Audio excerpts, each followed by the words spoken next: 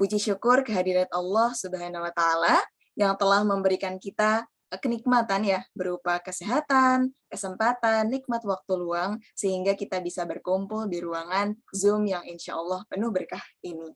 Nah, salawat serta salam tetap tercurah pada bimbingan Nabi besar kita, Nabi Muhammad Sallallahu Alaihi Allahu alaihi Wasallam, wasallam. beserta para keluarganya, para sahabatnya, dan kita selaku umatnya.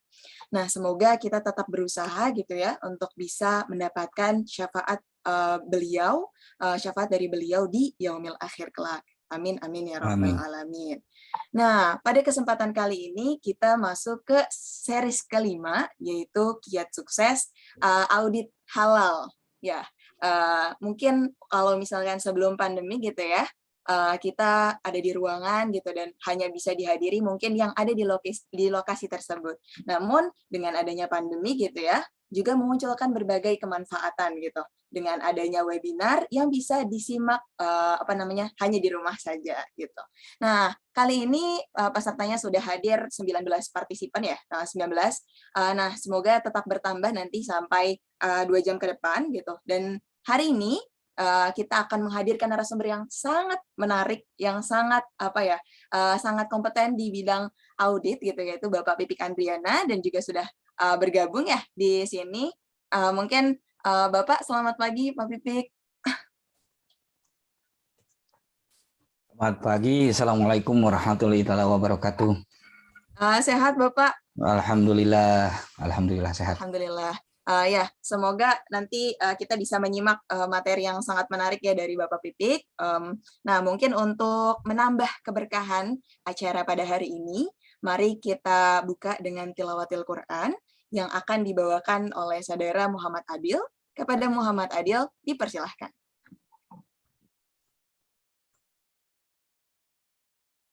Suara saya terdengar? Insya Allah terdengar. Dengar jelas. Assalamualaikum warahmatullahi wabarakatuh. Waalaikumsalam warahmatullahi wabarakatuh. A'udzu billahi minasy syaithanir rajim. Bismillahirrahmanirrahim. Ya ayyuhan nasu kulu mimma fil ardi halalan thayyiban wa la tattabi'u khutuwatis syaitan innahu lakum aduwwum mubin. Innama ya'murukum bis-su'i wal fahsya'i wa an taqulu 'ala Allahi ma la ta'lamun. Wa idza qila lahum ittabi'u ma anzalallahu qalu bal nattabi'u ma alfayna 'alaihi aba'ana awalau kana aba'uhum la ya'qiluna syai'an wa la yahtadun. وَمَثَلُ الَّذِينَ كَفَرُوا كَمَثَلِ الَّذِي يَنْعِقُ بِمَا لَا يَسْمَعُ إِلَّا دُعَاءً وَنِدَاءً صُمٌّ بُكْمٌ عُمْيٌ فَهُمْ لَا يَعْقِلُونَ. يَا أَيُّهَا الَّذِينَ آمَنُوا كُلُوا مِنْ طَيِّبَاتِ مَا رَزَقْنَاكُمْ واشكروا لله إن كنتم إياه تعبدون. إنما حرم عليكم الميتة والدم ولحم الخنزير وما أهل به لغير الله فمن اضطر غير باغ ولا عاد فلا إثم عليه إن الله غفور رحيم إن الذين يكتمون ما أنزل الله من الكتاب ويشترون به ثمنا قليلا أولئك ما يأكلون في بطونهم إلا النار أولئك ما يأكلون في بطونهم إلا النار ولا يكلمهم الله يوم القيامة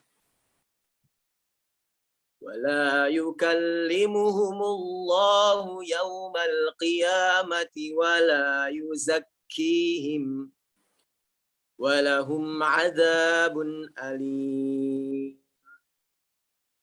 أولئك الذين اشتروا الضلالة بالهدى والعذاب بالمغفرة فما أصبرهم على النار ذلك بأن الله نزل الكتاب بالحق وإن الذين اختلفوا في الكتاب لفي شقاق بعيد صدق الله العظيم. Assalamualaikum warahmatullahi wabarakatuh. Waalaikumsalam. Waalaikumsalam warahmatullahi wabarakatuh. Terima kasih banyak kepada saudara Muhammad Adil yang sudah membacakan tilawatil Quran. Semoga yang membaca maupun yang mendengarkan mendapatkan pahala dari Allah Subhanahu wa taala. Nah, alhamdulillahirrahmanirrahim. Terima kasih banyak Bapak dan Ibu yang sudah berkenan hadir tepat waktu di acara webinar Halal Series yang kelima. Saya mengingatkan bagi yang tidak terkendala gitu, bagi yang tidak berhalangan untuk menyalakan kamera, diharapkan untuk menyalakan kamera gitu. Nah, kemudian kita lalui gitu ya, kita sambut dulu bersama Direktur Utama CV Pajajaran Halal Lestari untuk menyampaikan sambutan sebelum sesi materi dari Bapak Pipi. Kepada Saudara Najib, dipersilahkan. Baik, suara saya terdengar ya sudahnya. Assalamualaikum warahmatullahi wabarakatuh. Waalaikumsalam. Waalaikumsalam warahmatullahi wabarakatuh. Selamat pagi Bapak dan Ibu, peserta dan terkhusus kepada narasumber kita hari ini, Pak Pipik dan Bu Yana. Terima kasih banyak telah hadir tepat waktu gitu ya. Dan terima kasih telah mengikuti rangkaian webinar Halal Series ini yang kelima, artinya yang terakhir. Dari waktu awal kita belajar tentang awal sertifikasi halal, pengertian halal dan haram. Dan sekarang tak terasa rupanya sudah mencapai kiat sukses audit halal. Harapannya setelah rangkaian ini berakhir, komunikasi kita tetap terjaga di grup ya gitu ya. Karena harapan kita agar UMKM Indonesia ini ke depannya bisa sertifikasi halal semuanya. Karena biar bagaimanapun konsumen kita, para pembeli menginginkan produk yang dipastikan kehalalannya dengan cara sertifikasi. Kemudian harapannya semoga Bapak dan Ibu yang sekarang sedang berproses untuk sertifikasi halal, pendaftaran atau yang mengikuti program Sehati juga pertemuan ketiga kita bahas, bisa lolos auditnya, bisa lolos pemberkasannya, sehingga harapannya usahanya dapat tercapai. Mohon maaf apabila ada kekurangan dan kesalahan dari kami selama rangkaian webinar ini berlangsung ya 5 kali pertemuan atau di grup ya gitu ya. Semoga dibukakan pintu maaf selebar-lebarnya dan selamat menikmati acara hari ini. Dicatat ilmunya, disebarkan, boleh juga diajakin ke teman-temannya yang belum bergabung di webinar hari ini. Terima kasih banyak dari saya. Assalamualaikum warahmatullahi wabarakatuh. Waalaikumsalam. Waalaikumsalam warahmatullahi wabarakatuh. Terima kasih kepada Saudara Najib yang sudah menyampaikan sambutan. Selanjutnya, mungkin saya mengingatkan untuk Bapak dan Ibu mengisi link kehadiran, karena link kehadiran ini akan menjadi acuan kami dalam pemberian sertifikat ya. Jadi ketika Bapak dan Ibu tidak mengisi link kehadiran tersebut, mungkin tidak akan dapat sertifikat. Nah, link ini akan ada tertera di slide, kemudian akan disebar melalui kolom chat. Mungkin bagi Bapak dan Ibu yang tidak jarang menggunakan aplikasi Zoom, mungkin kolom chatnya ada di sebelah pojok kanan bawah, titik 3, kemudian nanti diklik fitur chatnya, seperti itu. Nah, mungkin operator bisa bantu untuk memberikan link kehadirannya. Nah, sebelum kita masuk ke sesi materi, saya mungkin akan mengecek nih semangat Bapak dan Ibu semua terlebih dahulu. Mungkin di pertemuan lalu sudah ada yang mengikuti, sudah tahu jargonnya, tetapi mungkin saya ulangi saja. Ketika saya bilang webinar halal series, dijawab UMKM sukses sertifikasi halal, begitu ya.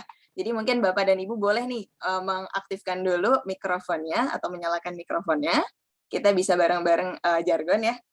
Saya mulai sekarang. Webinar halal series UMKM sukses sertifikasi halal. Sekali lagi, belum semangat. Webinar halal series UMKM sertifikasi halal. Ya, alhamdulillah di sini sudah terdengar gitu ya semangatnya sampai rumah saya gitu. Nah, alhamdulillah kian bertambah gitu partisipannya, tapi tak kenal kita akan masuk ke sesi materi. Tak kenal maka kita harus kenalan. Maka izinkan saya selaku master seremoni hari ini untuk membacakan CV dari pemateri hari ini. Bisa di next. Ya, narasumber hari ini yaitu nama lengkapnya Bapak Pipik Andriana Suteja. Beliau bertempat tanggal lahir di Bandung, tanggal 11 April 1974. Beliau ini tinggal di Bandung dan juga di sini tertera nomor telepon jika Bapak dan Ibu memerlukan. Nah, kemudian Bapak Pipik, pendidikan terakhirnya yaitu S1 Universitas Pasundan. Nah, di sini yang menarik adalah pengalaman kerja dari Bapak Pipik, yaitu dari tahun 2007 hingga sekarang, Bapak Pipik bekerja sebagai auditor LPPOM MUI Jawa Barat. Nah, sangat relevan dengan tema hari ini, yaitu Kiat Sukses Audit Halal. Maka dari itu, kita sambut bersama untuk menyimak materi dari beliau. Kepada Bapak Pipik, saya persilahkan.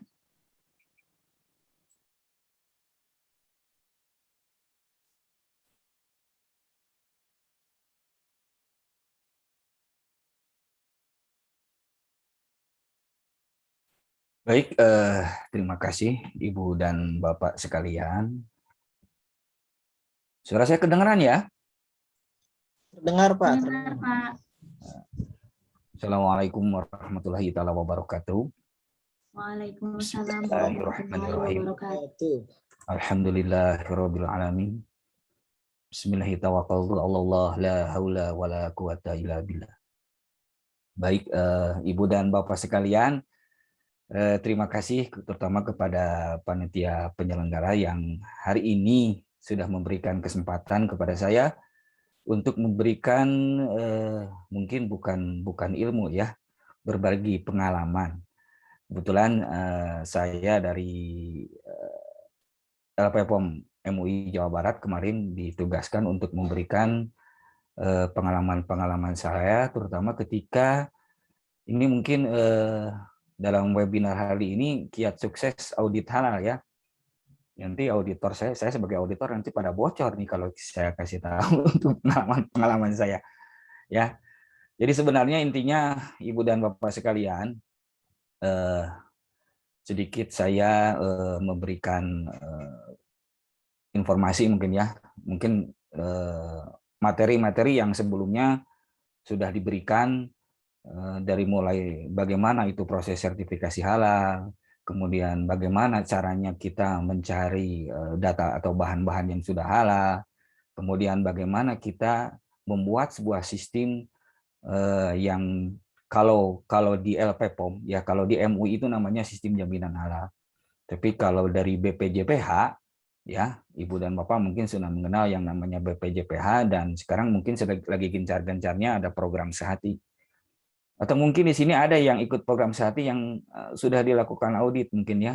Saya kemarin baru audit yang Sehati itu di daerah Depok sama Bogor satu kalau nggak salah.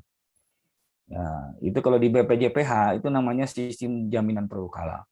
Tapi intinya untuk sistem jaminan halal ini sama saja Ibu dan Bapak sekalian. Jadi di dalam sistem jaminan halal yang kita punya dengan yang di BPJPH itu sebenarnya sama saja. Di kita ada 11 kriteria, cuman kalau yang di SJPH itu ada 6 kriteria yang difokuskan. Baik Ibu dan Bapak sekalian, sedikit memberikan informasi lagi. Jadi sebenarnya kalau untuk yang namanya halal itu dengan haram itu perbedaannya sangat tipis sekali Ibu dan Bapak sekalian. Jadi ketika nanti Ibu dan Bapak akan mengajukan sebuah proses sertifikasi halal, dan itu memang memerlukan beberapa tahapan-tahapan yang memang sangat diperlukan ya, terutama untuk di dokumen-dokumen ya. Kemudian nanti ada fasilitas produksi itu harus bagaimana ya. Kemudian sistemnya bagaimana, ya, administrasi yang dilakukan serta proses yang dilakukan dalam sebuah perusahaan atau dalam sebuah UKM itu harus bagaimana. Dan pengalaman saya, Ibu dan Bapak sekalian, untuk yang di bidang usaha kecil miliaran ini, amin, itu memang apa ya, sangat kompleks sekali kalau di usaha kecil ini ya, di usaha mikro ini. Beda dengan perusahaan-perusahaan yang ada yang sudah skalanya sudah besar ya, sumber daya manusianya sudah terpenuhi, itu beda dengan yang di usaha kecil mikro ini. Nah kalau misalnya untuk usaha kecil mikro biasanya kebanyakan UKM itu banyaknya kalau orang Sunda bilang mah khalifah ingkig ya, khalifah ingkig atau artinya begini, dari mulai membeli barang, membeli bahan baku, produksi sampai marketing itu sendiri yang dilakukan ya. Yang mudah-mudahan kalau setelah kita mengikuti webinar ini, kita mulai berbenah dengan yang namanya sistem administrasi, kemudian prosesnya atau prosedur di dalam sebuah produksi itu yang baik itu bagaimana, dan yang jelas itu harus terpenuhinya semua itu dalam proses produksi yang halal. Nah, Ibu dan Bapak sekalian, di dalam sebuah proses auditing itu ada beberapa tahapan atau aspek yang memang harus kita lalui ya. Biasanya kalau di usaha kecil miliaran ini untuk produk-produknya kadang-kadang mereka itu lebih dominan ke skala yang kecil ya, padahal itu juga jadi suatu tujuan tertentu ya. Biasanya kan kalau berusaha itu tidak langsung jelek begitu aja segede gunung, tapi dari yang tahapan kecil dahulu. Nah, ketika dilakukan audit di lapangan, itu memang untuk yang UKM ini sebenarnya kalau dibilang kompleks ya, kompleks sekali dibandingkan dengan yang perusahaan besar itu. Kalau perusahaan besar itu biasanya ketika saya akan melakukan auditing itu sudah lengkap ya, rata-rata mereka sudah lengkap, beda dengan yang di usaha kecil miliaran ini. Tapi ya insya Allah alhamdulillah, mudah-mudahan dengan nanti saya berbagi pengalaman bagaimana ketika kita akan mempersiapkan sebuah dokumen ya, kita bilangnya sebuah dokumen yang nanti akan menjadi arahan ketika akan dilakukan audit. Nah, Ibu dan Bapak sekalian yang saya hormati, sebenarnya kiat sukses di dalam membuat sebuah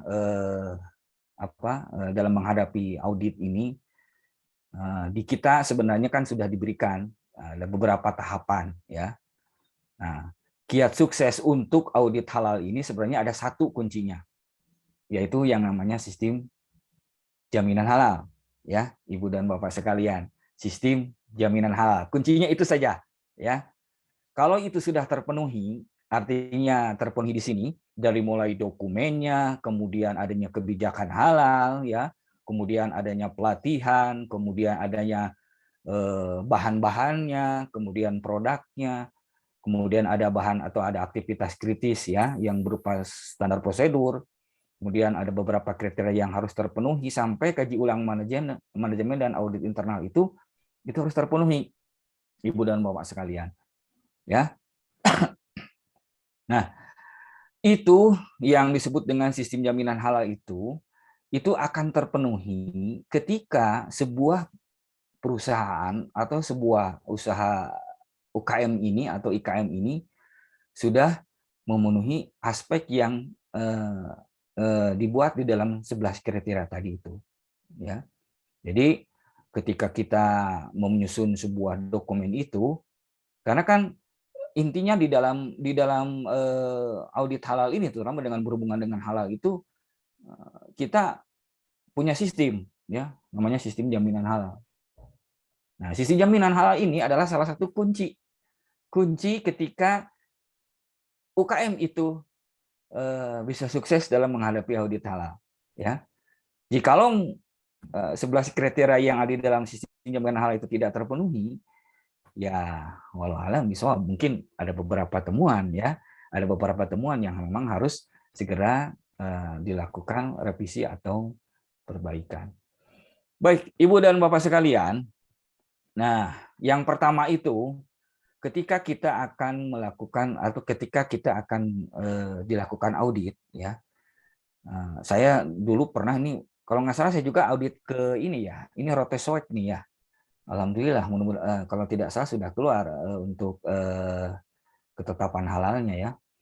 Sudah keluar ketetapan halal. Jadi sekarang Ibu dan Bapak sekalian, ini ada 2 proses sebenarnya. Kita potong dulu ya. Kita potong dulu, kita berikan sedikit informasi. Jadi sebenarnya sertifikat halal itu dikeluarkan oleh BPJPH, Ibu dan Bapak sekalian. Ya. Jadi kita dari LPPOM itu sebagai verifikasinya atau sebagai eksekutornya, nah, itu hanya mengeluarkan MUI ya, terutama mengeluarkan yang namanya ketetapan halal. Jadi ketika Ibu dan Bapak nanti akan mengajukan sertifikat halal, itu kan harus ada beberapa proses dulu ya. Sekarang harus ada beberapa loncatan dulu. Ya, apalagi kalau Ibu dan Bapak sekarang yang belum memiliki NIB yang berskala resiko itu ya, yang harus daftar dulu ke OSS, kemudian nanti harus masuk dulu ke Sihalal ya. Kemudian nanti di Sihalal itu harus mengupload beberapa dokumen dari mulai proses produksinya bagaimana, kemudian daftar bahan bakunya bagaimana ya. Kemudian harus ada yang namanya penyelia halal ya. Nah, kemudian setelah itu akan dikeluarkan sebuah surat tanda terima dokumen. Nah, surat tanda terima dokumen ini nanti Ibu dan Bapak harus upload. Kalau di Serol ya, di kami yang namanya Serol itu tinggal upload di poin ke-11. Cuman kalau yang LPH lain saya belum lihat nih websitenya. Sukopindo juga belum saya lihat nih ada websitenya atau sama surveyor, karena sampai saat ini untuk eksekutor audit ini baru ada 3 ya yang diakui oleh negara terutama ya. Dari PJPH itu baru ada yang namanya LPPOM MUI, kemudian PT Sukopindo, dan Surveyor Indonesia. Itu baru 3. Dan kemarin saya baru mendapat informasi dari pusat, dari LSP, ternyata sekarang ada 9 lagi yang baru masuk Ibu dan Bapak sekalian LPH itu ya. Ada 9 lagi yang baru masuk yang akan dilakukan verifikasi oleh badan sertifikasi ya. Yang nanti dilakukan oleh LSP. Nanti LPH itu akan melakukan audit berdasarkan keinginan Ibu dan Bapak sekalian. Jadi tidak MUI saja, tidak LPPOM saja nanti yang akan menjadi eksekutor. Ibu dan Bapak tinggal pilih mau Sukovindo, mau Superior, atau mau MUI, LPPOM dalam hal ini, atau lembaga LPH yang lain.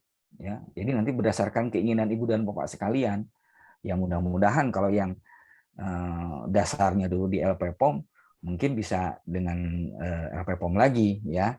Tapi kalau misalkan yang pingin dengan Sukopindo, ya monggo silakan dengan Sukopindo. Kalau yang pingin dengan Superior, monggo silakan dengan Superior ya. Itu ya. Tadi sedikit informasi. Jadi nanti kalau pada saat audit itu eksekutornya berbeda-beda. Baik, Ibu dan Bapak sekalian. Jadi nanti saya share dulu ini ya. Saya ingin men-share sistem jaminan halalnya. Jadi seperti apa sistem jaminan halal yang nanti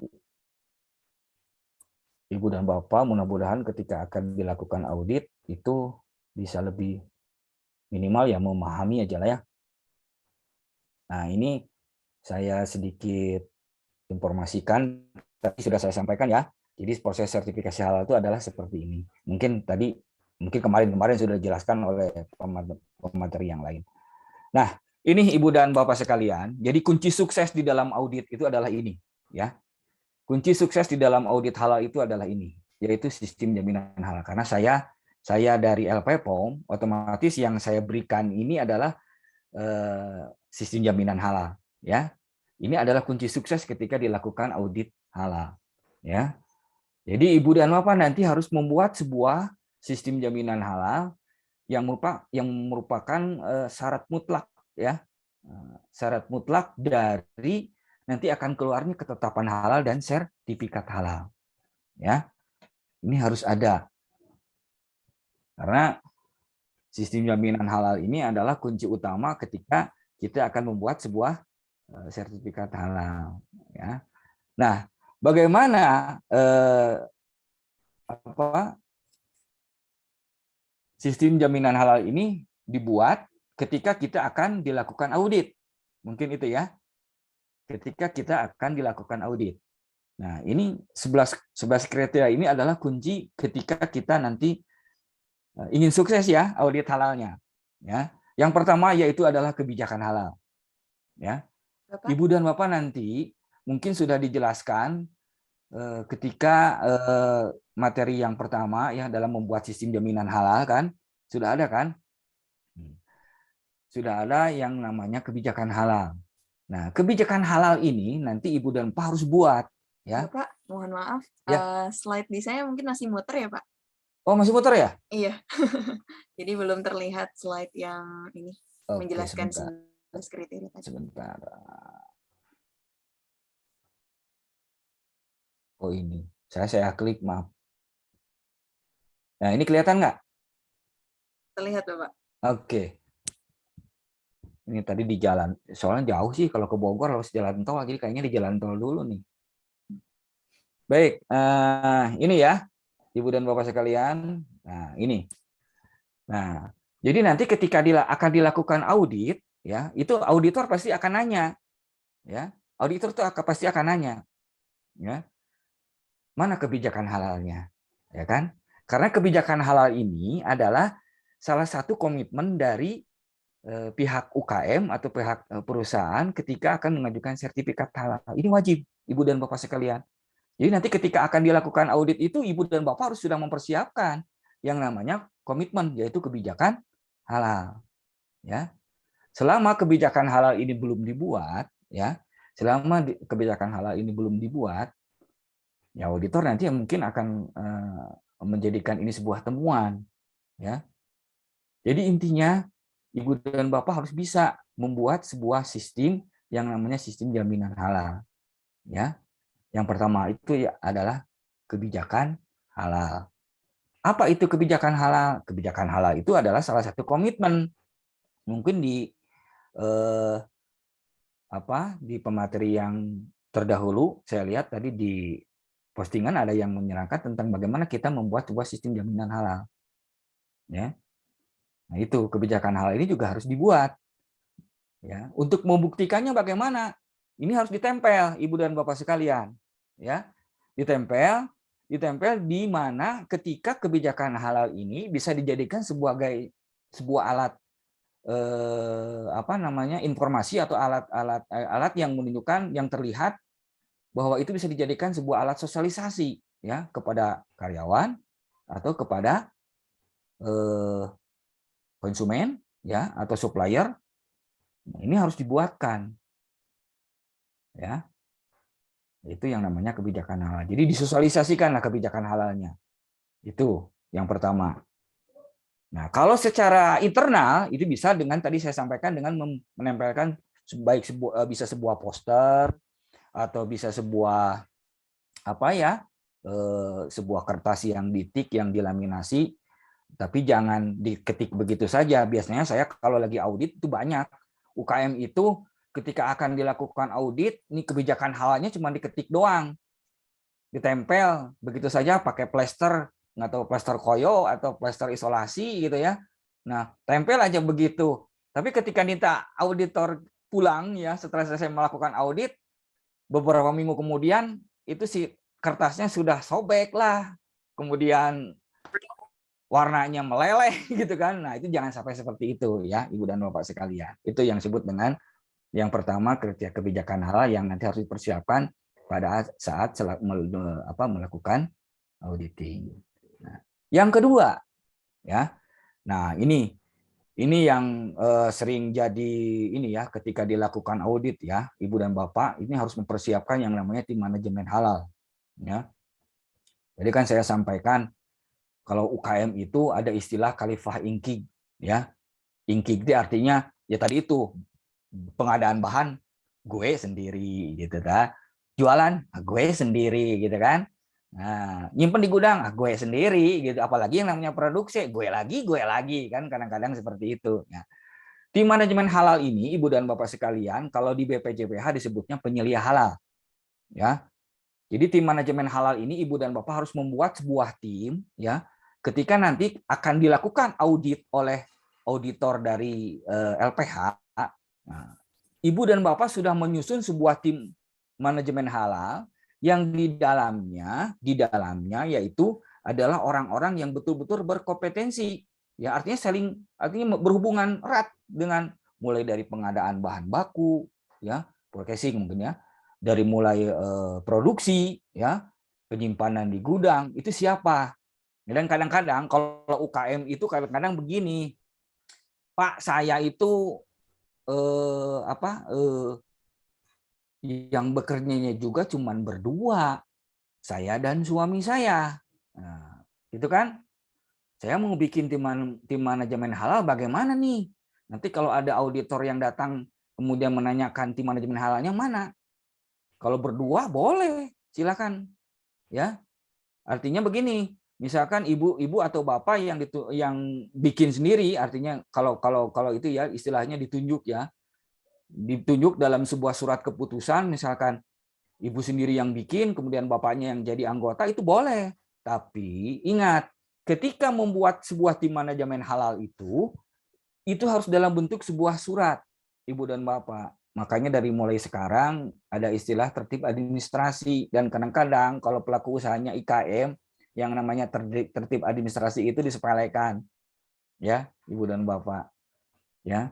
Jadi nanti ketika akan dilakukan audit ini, tim manajemen halalnya sudah terbentuk. Bagaimana cara membuat sebuah tim manajemen halal itu? Dibuatkanlah sebuah surat keputusan. Walaupun itu misalkan hanya berdua atau bertiga dengan anak, di tim manajemen halal IKM itu boleh saja, ya. Jadi nanti dibuatkan surat keputusan, ada nomornya, ya. Surat keputusan itu kan harus ada nomor, ya, nomor SK-nya. Kemudian nanti itu ditandatangan, ya, ditandatangan, dan itu nanti dibuatkan sebagai surat keputusan yang kekuatan hukumnya mutlak, ya. Artinya nanti itu bisa dijadikan sebuah dokumen ketika nanti ibu dan bapak ditanya, kalau sekarang mungkin disebutnya di BPJPH itu penyelia halal. Kalau di MUI itu yang namanya di LPPOM itu disebutnya auditor halal internal. Nah, biar lebih afdol lagi, ibu dan bapak bisa mengikuti pelatihan, ya. Nah, nanti ini yang pelaku usaha di sini saya bisa kirim nanti atau ada pelatihan semacam pelatihan SCH lagi atau pelatihan eksternal. Nanti itu bermanfaat, Bu, Pak sekalian, untuk bukti sebagai penyelia halal, ya. Nanti akan saya informasikan lah. Ada beberapa pelatihan yang nanti kan sebagai bukti untuk menjadi penyelia halal. Itu dapat sertifikat, Bu, Pak, dapat sertifikat dan gratis, ya. Tidak perlu mengeluarkan sepeser uang apapun ya. Nah, itu. Jadi nanti dibuatkan sebuah tim manajemen halal ya. Tim manajemen halal ini bisa ibu atau bapak walaupun hanya berdua akan lebih baik lagi. Misalkan ditambah dengan anggota keluarga yang lain ya, kalau IKM biasanya gitu akan, atau ada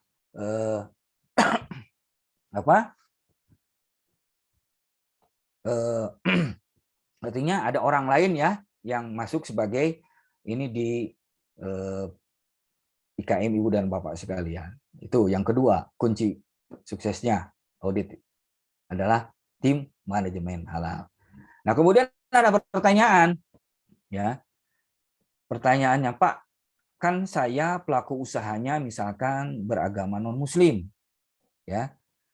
Bagaimana kalau saya ditanya nanti sama auditor, kan saya non-muslim, itu boleh saja, sah-sah saja ya. Silakan. Boleh kalau misalkan nggak ada yang muslim. Tapi di dalam tim manajemen halal itu diutamakan muslim. Ya. Kalau non-muslim bagaimana? Silakan boleh. Tapi minimal yang non-muslim itu memahami prinsip minimal ya. Memahami prinsip halal dan haram, dan akan lebih baik lagi kalau yang jadi tim manajemen halal ini ketuanya adalah muslim. Ya. Itu yang kedua. Kiat sukses ketika dilakukan audit harus terpenuhinya yang namanya tim manajemen halal. Ya. Nah, yang ketiga yaitu adalah pelatihan dan edukasi. Nah, maksudnya pelatihan itu yang tadi saya sampaikan. Nah, Ibu dan Bapak sekarang ini bisa dijadikan sebagai bukti, apalagi nanti ketika akan mendapatkan sebuah sertifikat dari sini ya. Nah, ini bisa dijadikan sebagai pelatihan eksternal Ibu dan Bapak sekalian. Ya, ini bisa dijadikan bukti bahwa Ibu dan Bapak melakukan pelatihan eksternal, artinya di luar perusahaan, ya, yang berhubungan dengan halal. Ya, tapi kalau misalkan di luar dengan materi halal yang ini webinar yang ini disampaikan, misalkan bukan halal, itu bukan pelatihan eksternal, Ibu Bapak sekalian. Nah, sekarang hari ini bisa dijadikan nanti sebagai dokumen, ya, dokumen pembuktian bahwa Ibu dan Bapak nanti akan menjadi bukti pelatihan eksternal. Karena itu ditanyakan nanti. Ya, nanti di dalam audit itu nanti ditanyakan oleh auditor, itu nanti ditanyakan. Ada nggak pelatihan eksternalnya? Ya. Bukti pelatihan eksternalnya tanggal berapa? Mana buktinya? Ya. Karena sebenarnya kunci sukses dari halal ini ya, audit halal itu adalah bukti dan dokumen, Ibu dan Bapak sekalian. Ya. Bukti dan dokumen. Karena kan kalau di halal itu tidak boleh subhat, ya. Selama itu buktinya ada, dokumennya ada, insya Allah nanti ketika dilakukan audit itu akan lebih mudah, ya, akan lebih mudah, ya. Jadi karena yang jadi intinya sebenarnya kalau di halal itu adalah bukti dan dokumen. Dan ketiga terakhir adalah administrasi. Karena kan tugas auditor itu memverifikasi Ibu dan Bapak sekalian, ya. Auditor itu memverifikasi, tidak boleh menyalahkan, ya. Auditor itu tidak boleh menyalahkan, tapi auditor itu memverifikasi hasil atau bukti-bukti atau dokumen yang ada di lapangan, ya. Kan auditor itu tugasnya hanya mewawancara, kemudian observasi, kemudian membandingkan dokumen, apakah implementasinya ada atau tidak. Kan? Itulah tugas auditor, ya. Jadi ketika nanti akan dilakukan audit halal, nah, kalau di LPPOM, di MUI ini kunci suksesnya harus terpenuhi. Pelatihan, ya, yang pelatihan eksternal, ya. Nah, kemudian ada yang namanya pelatihan internal, ya. Itu harus ada buktinya, ya. Kalau pelatihan eksternal itu ini bisa dijadikan bukti. Nah, kalau pelatihan internal, Ibu dan Bapak sekalian yang saat hari ini hadir itu bisa memberikan, ya. Ini kan materi terakhir nih, dari dulu-dulu tuh yang materi yang pertama sampai terakhir ini Ibu bisa sampaikan ke anggota tim manajemen halal. Ya, itu bisa dijadikan sebagai bukti pelatihan internal dan terjadwal. Ya. Itu diberikan tanggal berapa tuh pelatihan internalnya, ya. Nah, itu harus dijadikan sebuah bukti. Nanti kan di dalam sistem jaminan halal ini ada bukti pelatihannya. Bukti pelatihan eksternal itu hari ini bisa dijadikan buktinya. Kemudian untuk yang pelatihan internal silakan Ibu dan Bapak membuatkan jadwal setelah dilakukan webinar hari ini, Ya, nanti ketika akan mempersiapkan misalkan. Ya, itu boleh, silakan. Yang penting untuk pelatihan eksternal ini Ibu dan Bapak itu harus ada konten halalnya. Kalau belum ada konten halal, misalkan Ibu dan Bapak melakukan pelatihan yang berdasarkan uji mutu, misalkan itu belum ada hubungannya. Tapi kalau misalkan Ibu dan Bapak melakukan pelatihan eksternal berdasarkan konten halal, itu bisa dijadikan sebagai bukti pelatihan eksternal. Itu yang ketiga ya, kunci suksesnya. Jadi harus ada bukti-bukti dan dokumen dari pelatihan dan edukasi. Nah, yang keempat adalah bahan. Ibu dan Bapak sekalian, ini yang paling penting. Ya. Yang paling penting ini bahan, Ibu dan Bapak sekalian. Nah, kadang-kala ketika audit di lapangan, ini saya banyak menemukan kasus nih. Banyak menemukan kasus ini untuk pelaku usaha di IKM dan UKM ini, kadang-kadang dalam membeli bahan baku itu, ya, membeli bahan baku itu tidak sesuai dengan implementasi yang ada di lapangan, ya. Kan Ibu dan Bapak nanti ini akan membuat sebuah daftar bahan, ya, yang dibuat di dalam sistem jaminan halal. Nah, di dalam sistem jaminan halal itu bahan baku itu harus sama dengan yang ada di lapangan. Ya. Nanti kan dibikin daftar bahan tuh. Itu harus sama dengan bukti dan dokumen yang ada di lapangan. Ya. Nah, bahan baku yang digunakan ini itu tidak boleh keluar dari sistem yang yang dibuatkan di dalam sistem jaminan halal. Misalkan Ibu dan Bapak membuat sebuah bahan yang ada di sistem jaminan halal, izin menyebutkan salah satu produk ya, tepung terigu segitiga biru ya di dalam bahan itu. Ya. Nah, bahan itu yang dituliskan di dalam manual SJH. Tetapi ketika di lapangan, ya, ketika cek itu tepung terigu segitiga biru itu tidak ada, ya.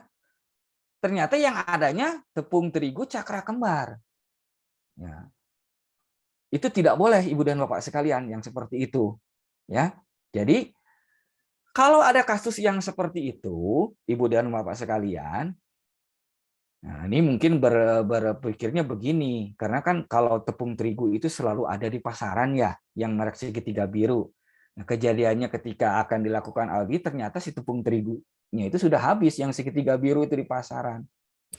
Ibu dan Bapak sekalian, jadikan tepung cakra kembar itu sebagai bahan alternatif dan dimasukkan ke dalam bahan yang ada di dalam manual SJH.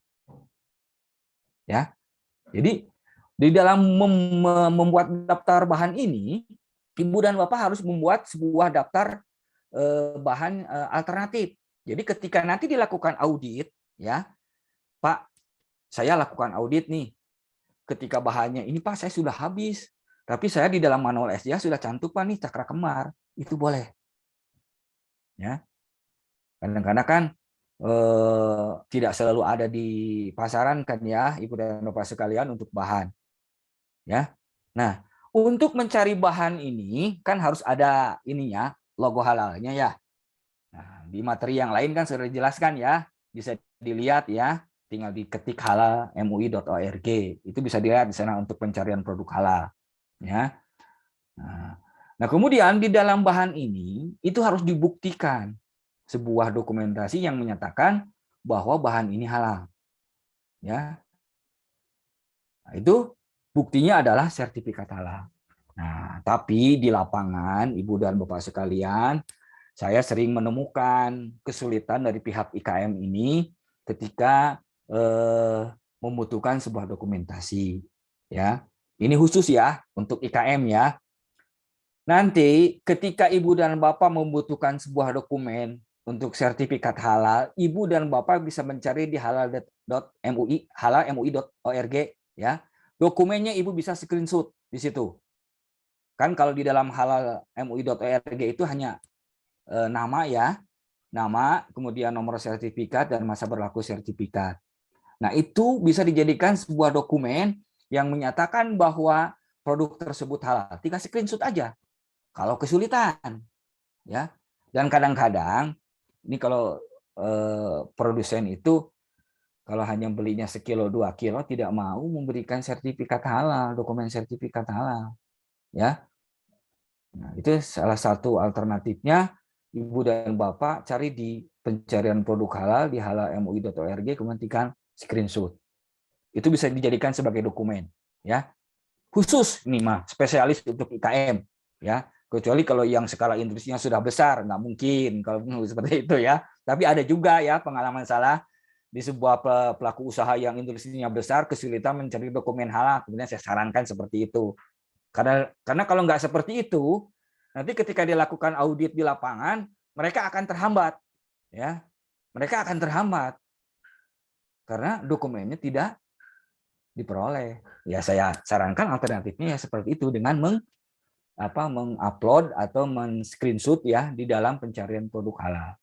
Nah, kemudian ada pertanyaan lagi, Pak, kalau bahan bakunya yang nambati tok, misalkan seperti bawang putih, bawang daun ya, kemudian cabai merah, itu pakai sertifikat halal enggak? Ya. Tapi kalau sekarang ya mudah-mudahan nih Undang-Undang JPH yang nomor 33 ya, 33 apa? 34 yang 2014 ini terrealisasikan, di situ dicantumkan dalam pasal 6 itu bahwa semua produk makanan ya selain makanan, kemudian kosmetik, minuman itu kan harus bersertifikat halal ya. Berarti cabai juga sudah harus bersertifikat halal kan? Nah, itu jangan takut Ibu dan Bapak sekalian ketika dilakukan audit di lapangan itu tidak menemukan sertifikat halal. Karena bahan-bahan tersebut adalah termasuk bahan yang positif list. Ya. Silakan Ibu dan Bapak buka di halal.mui.org, di situ ada beberapa bahan-bahan yang tidak memerlukan sertifikat halal. Ya. Ada di situ, termasuk tepung tapioka sebenarnya tidak memerlukan sertifikat halal karena dia termasuk bahan positif list yang artinya tidak kritis. Ya. Yang maksudkan tidak kritis ini adalah bahan-bahan yang ketika dia dibuat sebagai sebuah produk itu tidak melalui proses apapun. Jadi misalkan ini cabai merah ya cabai merah keluarnya. Kecuali Ibu dan Bapak sekalian, kecuali cabai merah yang dibikin minyak. Ya, oleh resin ya. Nah, itu kritis, harus ada sertifikat halal ya, itu untuk bahan. Ya.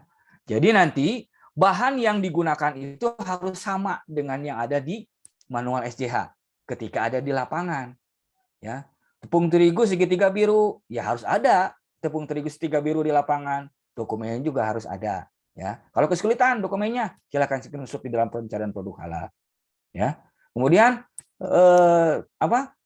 ada bahan alternatif. Ya, jangan tok itu saja yang digunakan tepung terigunya. Ada yang lain, masukkan ke dalam manual SJH. Ya, kemudian masukkan juga kalau di serol itu harus ada bukti dan dokumennya. Itu untuk bahan ya. Nah, izin, boleh saya minum dulu, Ibu? Silakan Bapak, silakan. Nah, minum dulu ya. Mudah-mudahan di sini ada yang kenal dengan muka saya. Kalau di Bogor saya kayaknya banyak yang kenal nih di IKM. Oke, kita lanjut ya. Yang kelima, produk. Ya. Jadi kalau yang keempat itu bahan, ya ini kiat suksesnya. Itu bahan itu harus ada dokumentasinya, harus ada buktinya. Yang kelima produk. Ibu dan Bapak sekalian, ini harus hati-hati. Ya, ketika nanti dilakukan audit di lapangan, ya, ketika dilakukan audit di lapangan untuk produk itu harus hati-hati. Ya, dari mulai penyimpanan, kemudian penamaan terutama ya. Dalam penamaan itu tidak boleh mengarah kepada sesuatu yang diharamkan, ya, atau yang tidak sesuai dengan syar'i ya, syariat Islam. Itu tidak boleh. Atau menyerupai bentuk ya. Itu tidak boleh bentuk yang diharamkan. Misalkan izin, mohon maaf, B2. Kemudian hewan yang haram ya. Itu tidak boleh. Kayak gambar buaya ya, itu tidak boleh. Jadi dalam membuat sebuah produk itu tidak boleh mengarah kepada sesuatu yang diharamkan. Coklat Valentine aja konotasinya ya itu tidak boleh disebutkan di situ.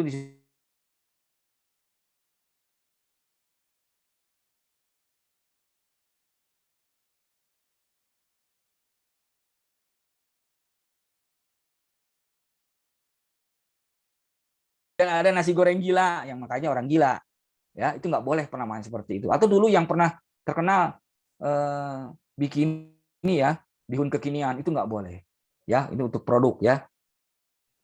Itu tidak boleh ada yang penamaan seperti itu. Kalau ada penamaan seperti itu ketika kita lakukan audit di lapangan, sebelum dilakukan audit ya, pendaftaran aja itu sudah kami tolak, Ibu dan Bapak sekalian. Jadi harus hati-hati. Ya. Kemudian di dalam produk ini nanti ketika Ibu dan Bapak akan mengajukan sertifikat, ya, ketika akan dilakukan audit, itu di dalam produk itu harus hati-hati di dalam menentukan jenis produk dan kelompok produk. Ya. Kelompok produk itu terdiri dari beberapa jenis produk, ya. Nah, kalau di kita ada istilah namanya pengelompokan, ya. Ada yang namanya kelompok produk, misalkan makanan ringan. Nah, itu kelompok produknya makanan ringan. Jenis produknya apa saja? Ya. Nah, kalau yang namanya makanan ringan, yang ringan-ringan ya, Ibu dan Bapak sekalian, bisa keripik, ya, bisa snack yang crispy itu ya. Nah, itu kayak keripik singkong, keripik pisang, keripik ubi, keripik pare.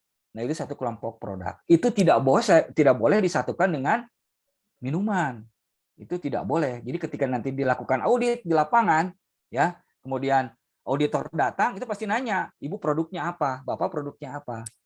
Nah, ketika didaftarkan ternyata ini produknya banyak, ya, dan nyempil di situ ada satu, walaupun hanya satu, misalkan nyempil semua ini ada satu dari keripik, ya tiba-tiba ada minuman ringan, misalkan minuman sari jahe. Nah, itu nanti pasti dicoret, atau nanti kita akan memberikan pertimbangan mana yang mau disertifikat halal. Ya, itu untuk produk ya, hati-hati. Nah, itu 5 ya kunci sukses ketika dilakukan audit. Ya. Nah, yang keenam adalah fasilitas produksi.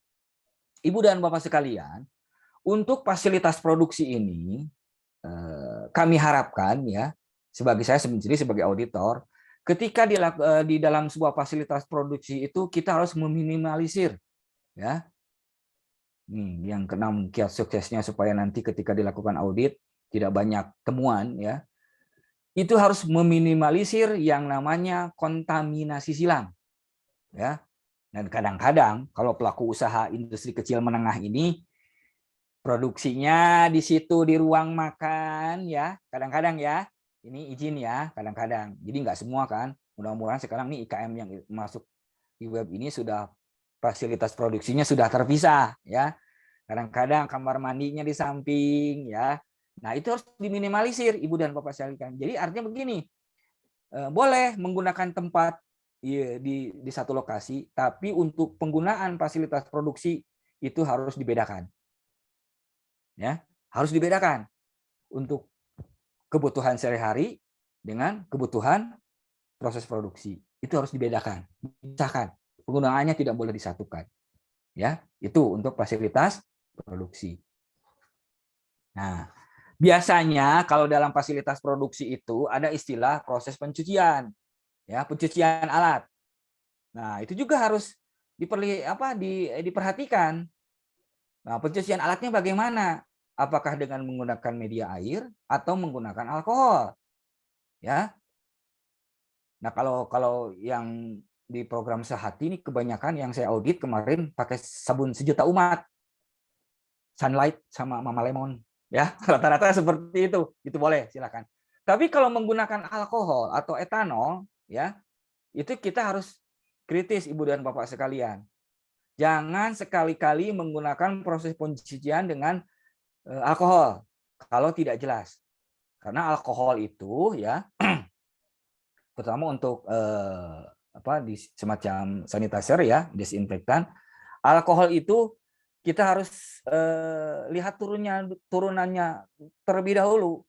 Apakah dia golongannya homer atau non homer. Walaupun ada sistem di kami, ketika proses pencucian itu menggunakan alkohol, itu wajib dicuci kembali. Atau ada penggunaan bahan yang najis, itu harus dicuci kembali sampai hilang bau rasa. Tapi itu tidak boleh digunakan lagi. Artinya digunakan secara berulang-ulang. Ya, harus hati-hati di dalam proses pencucian. Nah, untuk di dalam fasilitas produksi ini, Ibu dan Bapak nanti harus punya yang namanya standar operasi. Ya, jadi nanti nih supaya nanti agak mudah di dalam proses auditnya, harus membuatkan sebuah prosedur atau SOP tentang proses pencucian. Ya, proses pencucian dan proses tahapan di dalam fasilitas produksi. Apakah penggunaan fasilitas produksinya ini ada istilah sharing facility atau penggunaan secara barengan dengan produk lain atau tidak. Itu harus dibuatkan sebuah SOP. Ya, kalau mudah-mudahan kemarin materi kemarin membicarakan fasilitas produksi ini ada yang namanya standar operasi untuk proses pencucian. Itu harus ada. Nah, bagaimana kami atau bagaimana IKM ini untuk membuat sebuah standar operasi untuk proses pencucian? Ibu dan Bapak sekalian, ya, nanti ketika akan membuat sebuah prosedur ini ingat, walaupun banyak yang sekarang kan teknologi lebih mudah ya, tinggal nyari aja di Google proses pencucian halal, itu pasti ada keluar prosedurnya. Tapi ingat, prosedur yang Ibu dan Bapak buat itu harus sesuai dengan kondisi yang ada di lapangan. Ya. Prosedur itu harus sesuai. Ada proses pencucian nggak di standar di tempat di ininya. Kalau tidak ada ya jangan dibuatkan sebuah prosedur gitu ya. Maksud saya itu untuk fasilitas produksi. Ya. Nah, kemudian yang ketujuh ya, kiat sukses nih Ibu dan Bapak. Nomor 7 itu SOP Ibu dan Bapak sekalian. Adanya standar operasi. Dalam hal ini adalah SOP halal. Nah, kalau di dalam sistem jaminan halal yang kami punya, itu sudah ada poin-poin tertentu dengan inti-inti tertentu yang membuat mencantumkan prosedur, di mana prosedur itu minimal harus mengandung konten halal. Nanti ada pertanyaan, Pak, saya nggak bisa nih bikin prosedur ini SOP untuk halal, bagaimana? Ya. Nah, prosedur ini yang Ibu dan Bapak buat supaya nanti mempermudah ketika dilakukan audit, ya, itu harus disesuaikan dengan yang ada di tempat Ibu dan Bapak. Jangan muluk-muluk lah, kalau menurut saya ya, jangan muluk-muluk membuat misalkan sebuah standar operasi ketika dibuatkan itu misalkan dari Google nih searching, wah ada nih standar operasi dengan tujuan ruang lingkup, ya, dituliskan seperti itu. Tapi ketika di lapangan, ya, ketika di lapangan untuk SOP misalkan SOP produksi. Ketika di lapangan prosedur itu tidak ada, ya. Jadi prosedur yang saya maksudkan ini adalah prosedur halal untuk satu proses produksi, pengadaan bahan baku, penerimaan bahan baku, contoh ya, sampai ke transportasi itu harus ada di sini Ibu dan Bapak sekalian, ya. Dibuatkan sebuah prosedur, tapi saya titip, ketika dilakukan membuat sebuah prosedur ini, prosedurnya harus sesuai dengan yang ada di lapangan. Nah, misalkan saya contohkan begini, Ibu dan Bapak membuat prosedur yang PPIC ya, untuk bagian PPIC. Udah gaya tuh bikin sebuah prosedur, ya, wah sampai kriteria halalnya di situ ada ya, konten halalnya ada. Tapi ketika akan kita cek di lapangan, auditor pasti nanya, izin Ibu dan Bapak, ini maaf di sini ada standar operasi untuk PPIC. Mana dokumen PPIC-nya? Gitu kan? Dokumen SOP-nya. Ini ada. Nah, ketika di lapangan dicek, mana di lapangan seperti apa untuk SOP PPIC-nya? Nggak ada. Nah, jadi jangan seperti itu, ya. Jadi dalam sebuah prosedur tertulis untuk aktivitas kritis ini adalah prosedur SOP untuk halal, Ibu dan Bapak sekalian. Buat semaksimal mungkin, tapi disesuaikan dengan kondisi yang ada di pihak IKM masing-masing. Jangan muluk-muluk lah, kalau menurut saya ya. Jangan muluk-muluk. Boleh mencontoh dari Google, tapi jangan tok harus seperti itu. Disesuaikan dengan kondisi yang ada di tempat Ibu dan Bapak sekalian. Walaupun hanya 1 atau 2, 3 poin, itu boleh. Yang penting di situ ada konten halalnya dan titik 2, implementasinya di lapangan, penerapannya itu harus ada. Itu yang ketujuh ya, kiat sukses.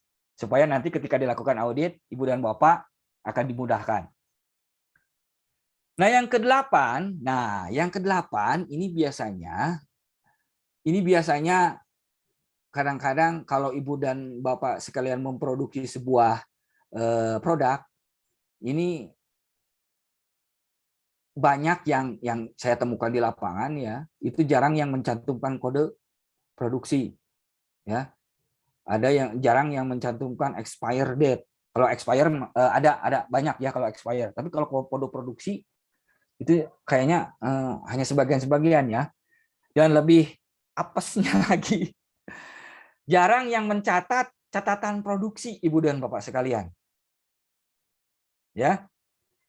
Ibu dan Bapak sekalian, karena ini nanti kalau ketika dilakukan oleh auditor LPPOM, catatan produksi ini wajib ada, harus ada.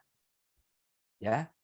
Jadi maksud catatan produksi ini, di dalam sebuah catatan produksi ini harus ada yang namanya misalkan nama produknya yang dibuat apa, ya, kemudian tanggalnya berapa dilakukan produksi, bulan dan tahunnya, kemudian bahan-bahan yang digunakannya apa, ya, itu harus ada. Karena nanti ini yang di poin ke-8 ini yang disebut dengan mampu telusur, nanti ini ada hubungannya dengan poin ke-9. Ya, mampu telusur ini juga harus ada, Ibu dan Bapak sekalian. Ya. Ini harus ada. Mampu telusur ini hubungannya dengan catatan produksi, dan IKM itu hampir semua ya, Ibu dan Bapak sekalian, saya di lapangan jarang yang mencatat catatan produksi. Itu jadi satu kelemahan sebenarnya, Ibu dan Bapak sekalian. Cuman auditor Jawa Barat bararager harusnya ini sudah nggak boleh dapat nilai SJH kalau nggak ada catatan produksi. Ya. Jadi harus ada catatan produksi. Walaupun itu ya tidak kan kalau sekarang ada yang main-mainnya computerized ya, ada yang pakai barcode misalnya, kalau sudah ada ya itu lebih baik lagi. Walaupun itu hanya dibuat di dalam sebuah buku ya, dalam sebuah buku. Tapi yang penting catatan produksi itu harus ada, Ibu dan Bapak sekalian. Karena ini nanti akan dinilai, akan dicek ya oleh auditor halal. Ya. Kenapa harus ada mampu telusur? Karena mampu telusur ini nanti kita takutkan ya. Misalkan begini, Ibu dan Bapak sekalian memproduksi bahan-bahan yang sudah halal. Tapi ketika proses produksi itu berlangsung, ada bahan yang tidak halal masuk ke dalam proses produksi. Dibuatlah sebuah produknya jadi kemudian dijual ke pasaran. Nah, baru ngeh bahwa itu tidak halal. Nah, itu harus bagaimana? Itulah yang disebut dengan traceability. Jadi Ibu nanti membuka lagi ke catatan produksi, dibuka lagi ke belakang.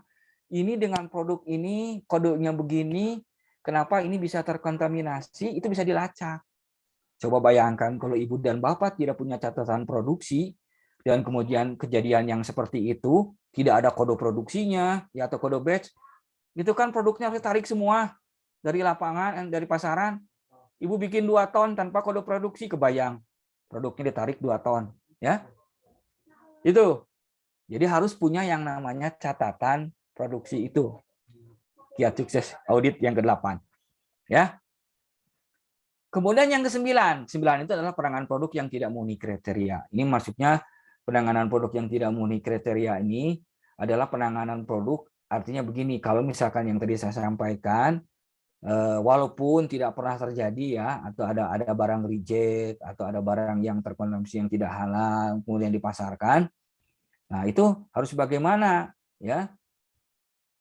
Nah itu jadi hubungannya dengan traceability. Kalau misalkan ada produk yang ditarik dari pasaran ya, kenapa kita di sini mencantumkan poin ke-9 walaupun belum pernah terjadi misalkan kejadian Ibu dan Bapak sekalian melakukan proses produksi yang tidak halal, yang tercemar, atau ada barang yang reject, yang dikembalikan, walaupun tidak pernah terjadi, tapi ini juga harus jadi penilaian. Ya, karena di poin ke-9 ini, walaupun tidak pernah terjadi, ini disebut dengan prosedur antisipasi. Artinya sedia payung sebelum hujan. Jadi nanti kalau kejadian yang tidak diharapkan itu muncul, ya Ibu dan Bapak harus punya yang namanya standar penanganan produk yang tidak memenuhi kriteria. Apa itu standarnya?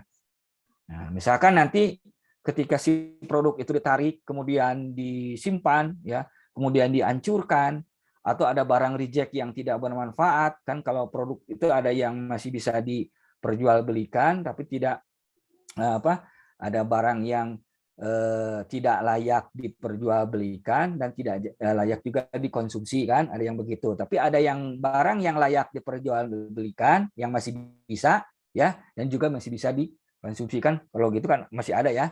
Nah itu kan suka ada tuh, kalau saya tanya tuh IKM tuh dikemanain tuh sisa-sisa produk yang tidak diperjualbelikan, itu dihancurin Pak, gitu kan. atau saya kasihin ke pakan ternak ya, yang seperti itu. Nah, Ibu dan Bapak sekalian, ini harus hati-hati di poin ke-9 ini. Kuncinya supaya nanti sukses ketika dilakukan audit, Ibu dan Bapak harus punya yang namanya berita acara penanganan produk. Ya, artinya produk yang tidak bisa diperjualbelikan. Artinya Ibu dan Bapak nanti membuat sebuah berita acara di mana di dalam berita acara itu dicantumkan ya semacam konten atau teks atau kalimat yang menyatakan bahwa produk Ibu dan Bapak itu tidak layak lagi diperjualbelikan dan dikonsumsi. Ya. Itu harus ada berita acara pemusnahan seperti itu. Itu untuk poin ke-9. Nah, itu kiat sukses nanti ketika dilakukan audit ya. Itu harus ada. Nah, yang ke-10 adalah audit internal. Nah, kalau audit internal ini Ibu dan Bapak sekalian, audit internal ini adalah audit antar tim manajemen halal. Biasanya di kami sudah kami sediakan pertanyaannya ya. Antar tim manajemen halal artinya yang tadi itu. Ketika Ibu dan Bapak nanti membuat sebuah SK penetapan tim manajemen halal, lakukanlah audit internal. Audit internalnya nanti sebenarnya sudah ada tersedia di dalam sistem jaminan halal, itu melakukan audit silang, cross check ya.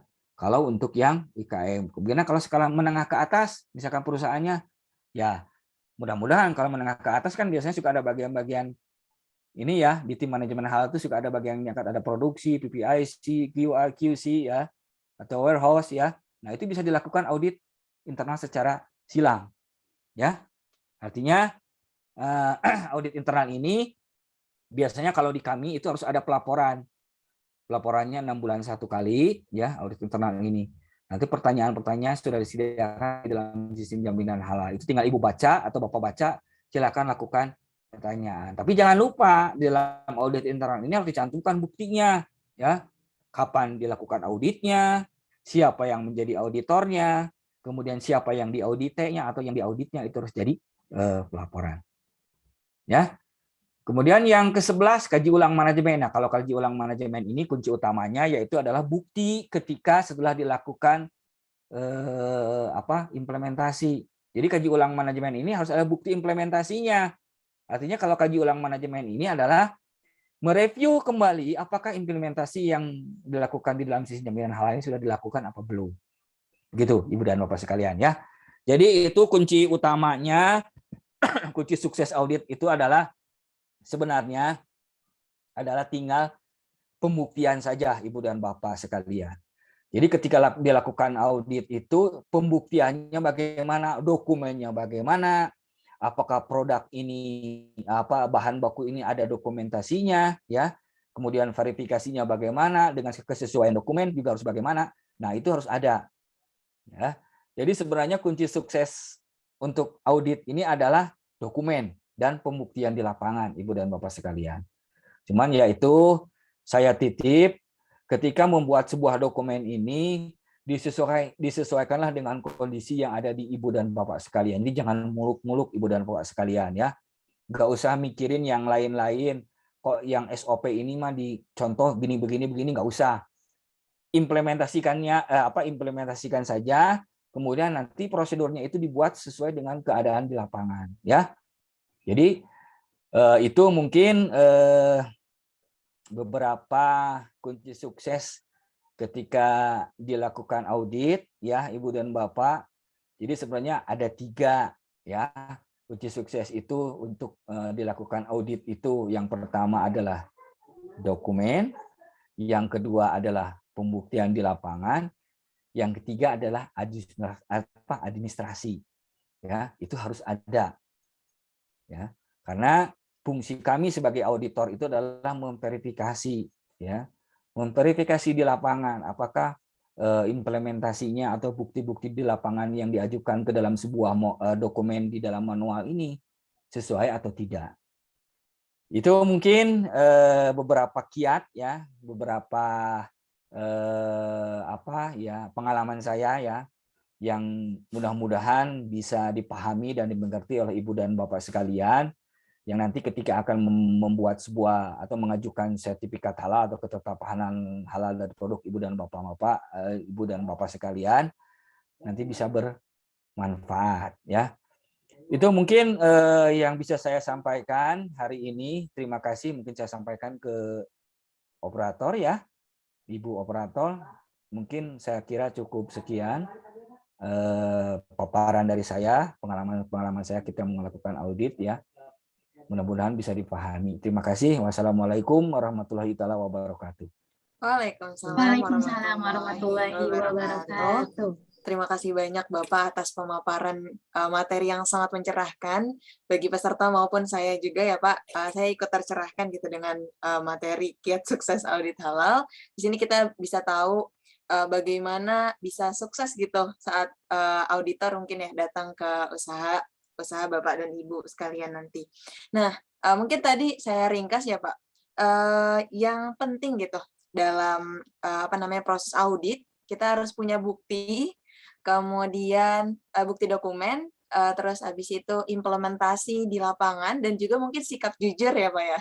Jadi sesuai dengan kondisi yang ada, tidak dibuat-buat atau meniru mungkin ya, meniru dari yang sudah ada mungkin di Google atau bagaimana, tetapi disesuaikan saja dengan implementasi di usaha Bapak dan Ibu sekalian. Begitu. Nah, mungkin kita masuk ke acara berikutnya ya Bapak, yaitu akan ada sesi tanya jawab. Mungkin di sini sudah ada beberapa pertanyaan yang masuk ke dalam kolom chat. Namun saya mengingatkan untuk Bapak dan Ibu yang masih memiliki pertanyaan boleh dituliskan di kolom chat maupun menggunakan fitur raise hand. Nah, di sini saya bacakan ya mungkin Pak, atau di sini ada Ibu Ipat Latifah. Apakah Ibu Ipat Latifah masih berada di ruangan Zoom? Mungkin bisa dinyalakan mikrofon dan kameranya untuk bertanya secara langsung. Ada. Ya, kepada Ibu Ipat Latifah dipersilahkan bertanya. Kak, mohon maaf, sedang bermasalah dengan kameranya. Mungkin Tidak apa-apa, Ibu. Minta dibacakan langsung aja sama Kakak. Ya, baik. Mungkin saya di sini membacakan ya, Pak ya. Saya Ipat Latifah, izin bertanya kepada Pak Pipik. Pada sistem jaminan halal, bagian produk itu tadi dijelaskan bahwa bentuknya tidak boleh menyerupai hewan yang haram, seperti buaya. Bagaimana jika ada produk permen, ada yang menggunakan bentuk hewan tersebut? Apakah diperbolehkan? Dan bagaimana dengan roti buaya yang bentuknya produknya seperti itu? Terima kasih, Pak. Mungkin mangga Pak, boleh dijawab. Ya, baik. Terima kasih Ibu Latifah ya. Nah, itu juga memang tidak diperbolehkan Ibu dan Bapak sekalian.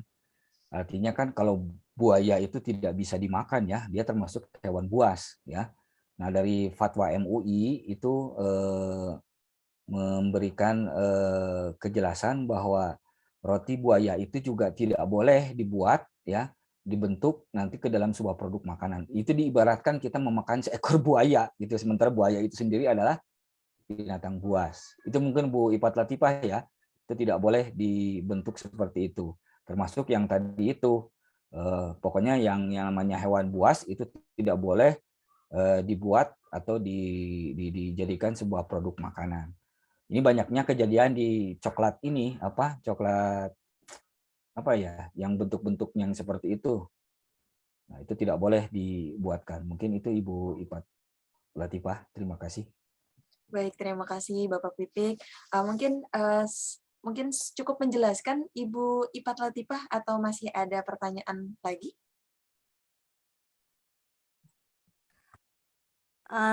Ya, terus Kak, untuk perusahaannya sendiri, apakah boleh terus memproduksi atau berhenti produksi gitu?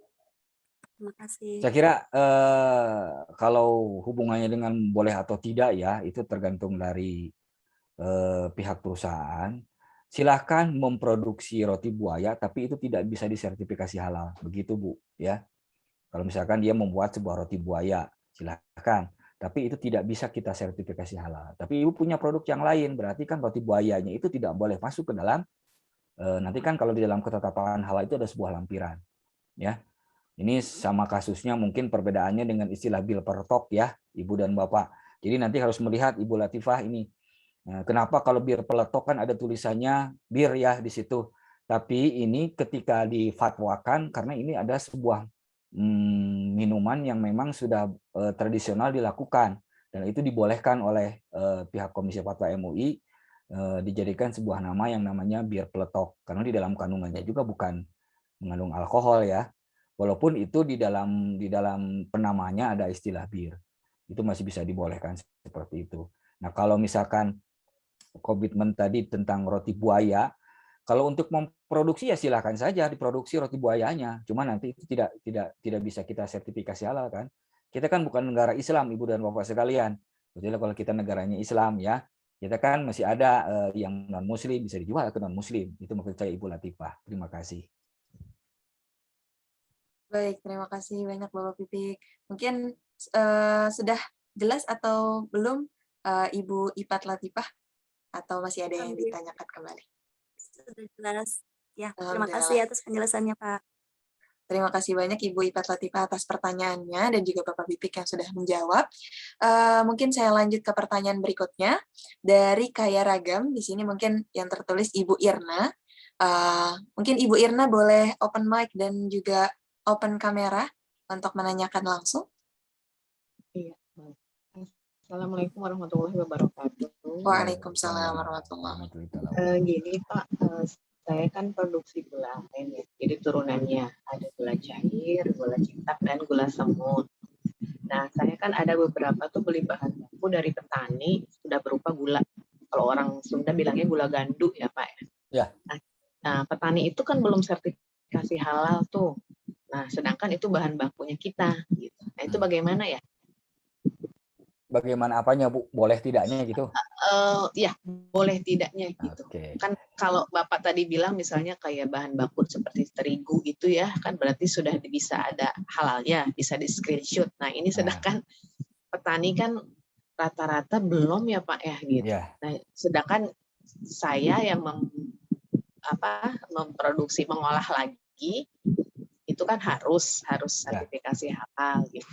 Menuntutnya bahan bakunya pun harus halal. Nah, sedangkan ini petani belum ada, gimana Pak? Ya. Jadi begini Bu ya, kalau memang dia produknya asli dari proses nabati ya, itu masih bisa masih termasuknya gula merah itu termasuknya positifis Bu ya. Itu positifis karena memang di dalam pengolahan gula merah itu atau gula ganu itu tidak ada pencampuran bahan-bahan kimia ya. Tapi ya untuk meyakinkan hal itu, supaya Ibu bisa meyakinkan ke auditor, Ibu harus melakukan audit supplier, sebutnya. Jadi Ibu harus datang ke tempat lokasinya, ya. Betul nggak nih beliau ini membuat gula merah dengan tanpa penambahan bahan yang lain. Nah, dan itu nanti ya Ibu membuktikannya dalam bentuk sebuah prosedur atau sebuah diagram alur proses yang ditandatangani oleh pihak perusahaan. Artinya pembuat gula merahnya ya, karena di kita itu ada yang namanya disebut audit supplier. Nah, itu bisa diyakinkan Bu ya dengan prosedurnya, ada diagram alur prosesnya ketika gula ini dibuat bagaimana. Nah, tapi itu harus dibuktikan supaya kuat, itu ada tanda tangannya dari pihak pembuat gulanya. Nah, kan Ibu tadi izin mohon maaf ambil dari petani langsung ya, dari tempatnya ya mungkin ya, seperti itu mungkin. Ya, itu ada yang namanya disebut audit supplier untuk meyakinkan. Di samping meyakinkan auditor, juga meyakinkan Ibu, ya. Betul nggak ketika di lapangan itu dia hanya menggunakan dari nira aren saja atau misalkan, ya. Dan setahu saya kalau di gula semut, gula aren itu tidak ada penambahan kimia, Bu. Hanya ada semacam penambahan akar apa ya? Akar lawang itu supaya tidak cepat terjadi proses fermentasi begitu. Iya. Begitu betul. Mungkin ibu siapa ini? Ibu Kaya Ragam ya? Ya, iya Pak. Terima kasih ya Pak. Assalamualaikum. Waalaikumsalam warahmatullahi wabarakatuh. Terima kasih banyak Bapak Pipik sudah menjawab pertanyaan dari Ibu Irna ya tadi. Nah, mungkin masih ada pertanyaan Bapak dari saya panggil mungkin ya dari Ibu Yulia. Mungkin Ibu Yulia bisa mengaktifkan kamera dan juga menyalakan mikrofon untuk bertanya langsung kepada Bapak Pipik.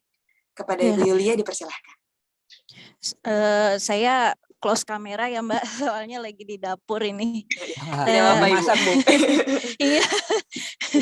Assalamualaikum warahmatullahi wabarakatuh, Pak Pipik dan semuanya. Izin bertanya Pak, mungkin saya kelewat tadi, mungkin sudah dibahas juga oleh Pak Pipik. Apakah nanti ketika audit eksternal itu datang, produsen itu diminta untuk mendemokan produk kita gitu Pak, mendemokan proses produksinya gitu. Nah, kalau memang iya, apakah semua produk yang harus kita demokan atau salah satu saja gitu Pak Pipik? Gitu Pak. Terima kasih. Ini maksudnya apa audit eksternal nih maksudnya? Ibu izin Bu Yulia, audit Iya. eksternal, gimana? Tadi pertanyaannya. Jadi ketika audit eksternal untuk sertifikasi halal ini datang ke rumah ya, kebetulan saya di rumah gitu masih mikro lah gitu. Saya perlu mendemokan proses produksi dari produk-produk saya atau hanya dokumentasi yang tadi Pak Pipik jelaskan saja gitu Pak. Oh iya. Bisa curiga nih Bu Yura lagi kena program sehati ya Bu? Izin, maaf. Iya betul Pak, saya lagi mau usahakan itu. Beberapa hari ini saya konsultasi kapan Bu di auditnya Bu? Aduh Pak, mohon saya doa. baru selesai kemarin tuh. Di auditnya gitu. kapan? Di Bogor, Bapak ke Bogor. Kemarin saya audit Bogor tuh. Oh gitu. Iya nih, saya lagi konsul dulu sama Mas Najib nih.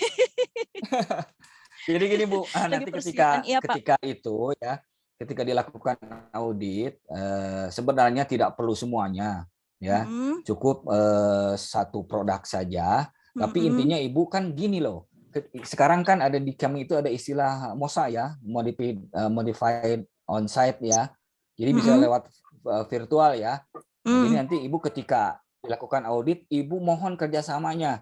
Karena terus terang ketika dilakukan secara virtual audit itu pandangan kami terbatas Bu, ya. Betul. Jadi nggak usah semuanya Ibu nanti bikin, misalkan bikin kroket nih, bikin apa ya, jangan semuanya, satunya aja ditunjukin, ya. Tapi yang intinya Ibu harus memperlihatkan bahan baku yang Ibu pergunakan itu adalah itu yang digunakan, gitu. Nanti lewat video call itu nanti, ya. Dan itu Ibu harus meyakinkan ke auditornya. Auditornya siapa Bu? Udah ada telepon belum? Belum Pak, saya belum ngajuin. Baru ngumpul-ngumpulin data bahan-bahannya terus. Ya. Jadi begitu Bu ya. Jadi cukup dengan kalau memang memungkinkan nomor sertifikat. Jadi kalau memungkinkan produksi satu aja sebagai sampling. Nah, nanti ketika auditor eksternal itu datang ke tempat Ibu cukup memperlihatkan bahan bakunya apa saja yang digunakan, dan itu harus perlu keyakinan, kejujuran Ibu dan Bapak sekalian, terutama kerjasamanya, Bu. Karena terus terang saya ketika kemarin audit juga saya agak kurang yakin karena lewat virtual gitu. Jadi nggak ini ya, nggak srek gitu ya Pak ya. Nggak srek Bu. Terus terang saya juga nggak srek kalau lewat MOSA itu ya, kalau di kita namanya MOSA. Tapi ya mau bagaimana lagi, karena kondisi yang sedang pandemi ini ya, nah itu tinggal minta kerjasamanya saja dengan ini, kejujurannya dengan pelaku usaha. Itu mungkin Bu. Iya baik Pak Pipik. Iya terima kasih Pak Pipik penjelasannya. Mudah-mudahan kita semua dimudahkan ya dalam memperoleh sertifikat halal. Amin Bu, amin. Terima kasih. Assalamualaikum. Waalaikumsalam. Waalaikumsalam warahmatullahi wabarakatuh. Terima kasih banyak Ibu Yulia atas pertanyaannya. Di sini ada Ibu Irna bertanya kembali ya Bapak. Maaf Pak Pipik, ada satu lagi pertanyaan. Mungkin saya bacakan saja ya Pak. Saya produksi 3 jenis produk gula. Apakah semuanya harus disertifikasi atau satu rumah produksi saja? Seperti itu Pak pertanyaannya. Produknya apa aja ya? Nah, mungkin Ibu Irna bisa menjawab Ibu.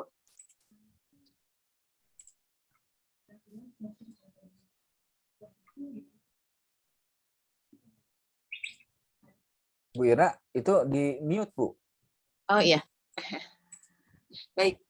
Produknya ada gula cetak, gula cair, dan gula semut Pak.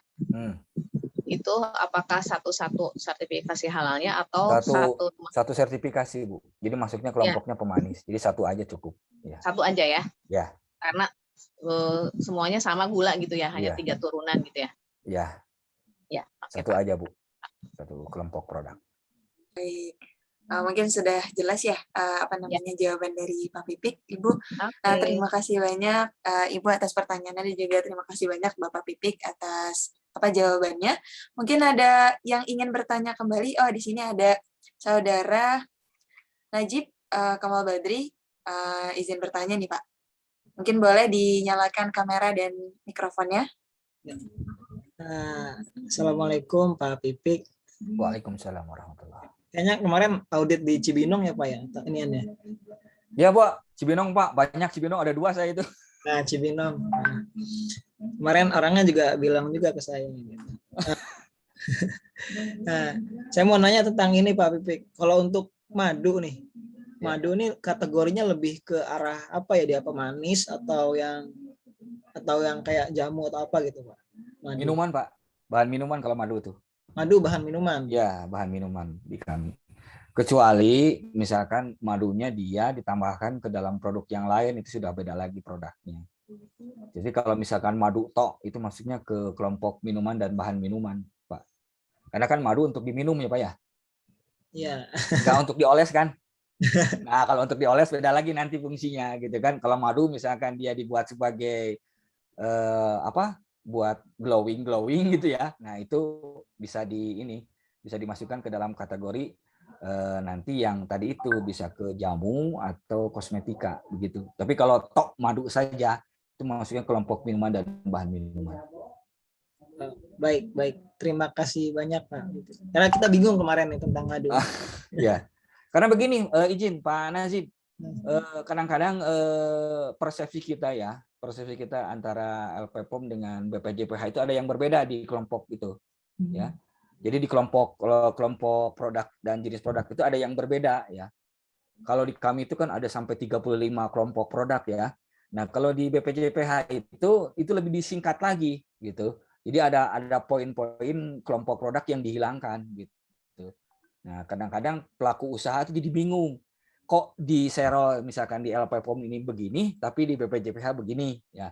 Memang untuk kasus yang pengelompokan produk ini sampai saat ini masih di tahap proses ya Ibu dan Bapak sekalian.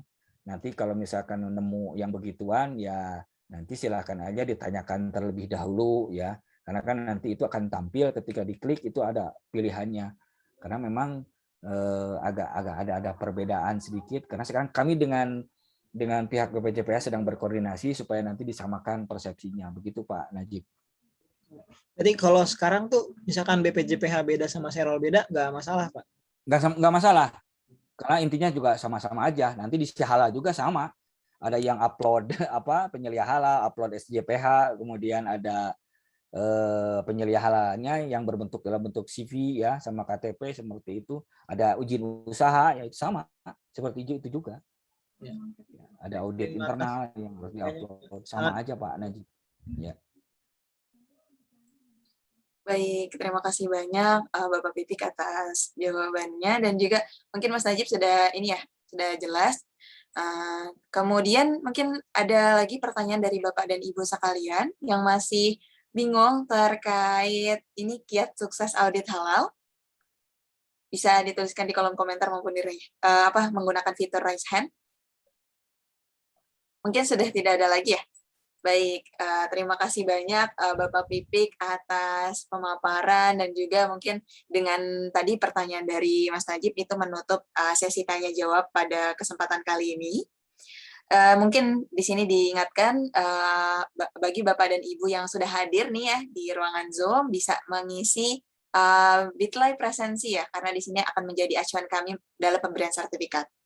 Nah, namun di sini masih ada pertanyaan ya, Bapak. Mungkin silakan.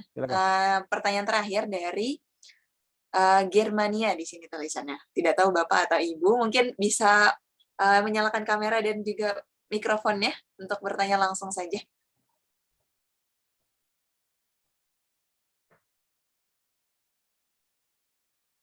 Assalamualaikum Pak. Waalaikumsalam Ibu. Maaf Pak, ini soalnya mati-mati jadi bingung. Pertanyaan saya langsung saja ya Pak. Saya ini kan produk sabun dan Ya. saya memakai bahan baku seperti olive oil yang dari luar. Ya. Nah, sementara itu tidak ada halalnya ya. Ya. Itu bagaimana Pak? Padahal kan sebenarnya memang kita tahu bahan itu ya hanya apa namanya dari buah zaitun aja gitu Pak. Itu Ya. bagaimana Pak kiatnya? Terima kasih banyak Pak. Ya. Ibu izin mohon maaf kalau memang agak kesulitan seperti itu tadi yang saya sampaikan ya. Jadi Ibu perlu membutuhkan sebuah dokumen untuk pembuktian. Jadi kalau memang tidak ada sertifikat halalnya, Ibu harus punya yang namanya semacam COA atau MSDS ya.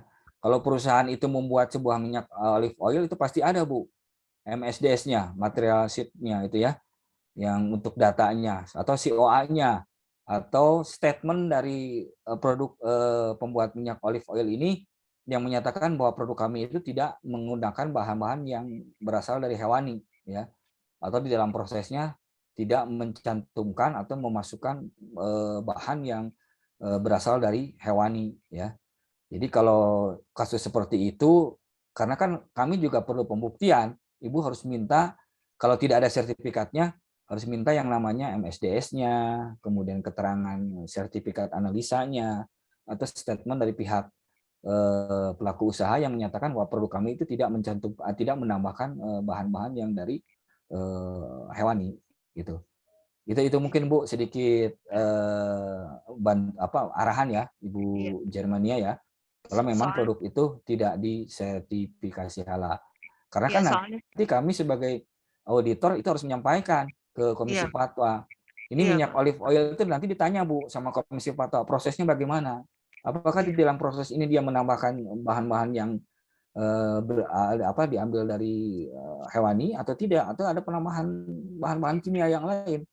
Yang penting itu tidak berbahaya dan tidak merugikan orang, itu masih bisa kita terima asal dengan pembuktian bahwa prosedurnya itu harus ada. Itu Ibu Jerman ya.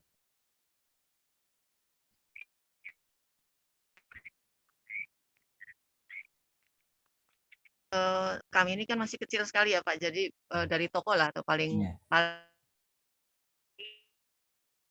juga distributor ya. Yeah. Yang mana mereka bukan produsen ya Pak. Jadi saya lagi bingung aja seperti ini bagaimana, karena kan bukan produk Indonesia ya Pak. Kalau produk dari luar. Memang ada dari apa namanya Pak tadi di link di websitenya halal ya Pak. Ya.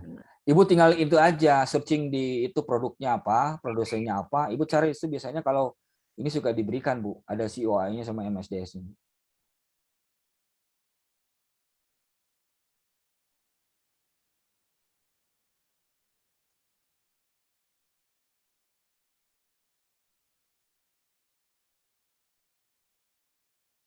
Halo Bu. Terputus-putus. Iya, mungkin dari Ibu Germania sinyalnya tidak ini ya, tidak. Oh iya. Terima kasih banyak Pak. Iya. Sebenarnya Ibu tinggal lihat di itu aja, halalmui.org, apakah minyak olive oil termasuk ke dalam positive list gitu. Itu sebenarnya termasuk positive list kalau minyak olive oil itu. Tinggal nanti di. Terima kasih banyak Pak. Assalamualaikum. Ya, waalaikumsalam warahmatullahi wabarakatuh. Waalaikumsalam. Terima kasih banyak Ibu Germania atas pertanyaannya. Ini ada satu pertanyaan lagi ya Bapak, saya bacakan saja. Mungkin ini jadi pertanyaan terakhir. Kalau di dimsum, gyoza, dan chili oil bagaimana? Apakah satu sertifikat? Beda Bu. Kalau dimsum tadi apa, gizya apa? Gyoza Pak, gyoza.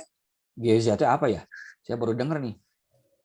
Kalau dimsum dengan chili oil itu beda sertifikat. Dimsum itu tapi harus nanti dimsum juga harus di ini di jenis produknya dia, kalau dia dimsumnya dari bahan-bahan ikan itu maksudnya olahan ikan.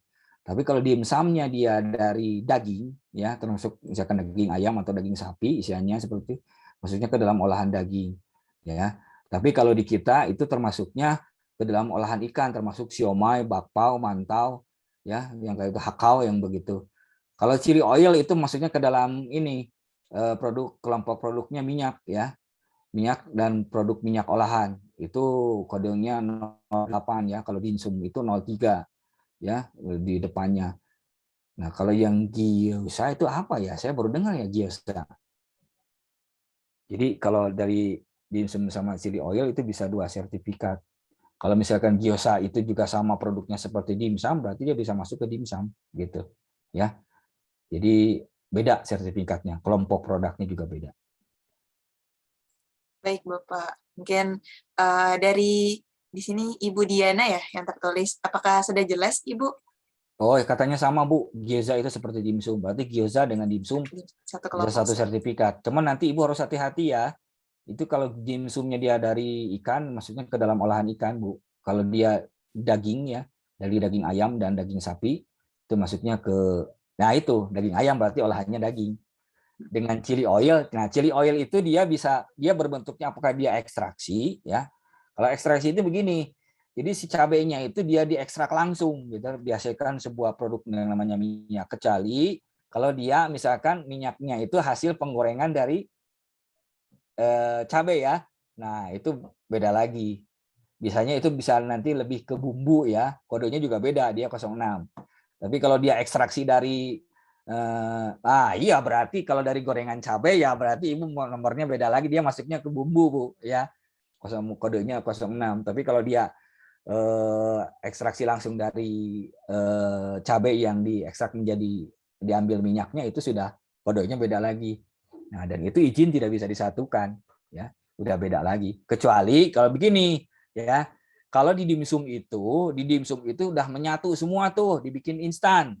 Nah, itu nomornya udah beda lagi, ya. Di dalam dimsum itu ada misalkan cabenya, ada bumbu-bumbu dimsumnya, artinya tinggal siap seduh. Nah, itu kodenya beda lagi, jadi makanan instan, gitu, ya. Kayak sekarang itu apa, seblak instan ya, yang begitu banyak nih di Bandung sekarang lagi booming tuh seblak instan. Ya, jadi seperti itu, Bu. Nah, mungkin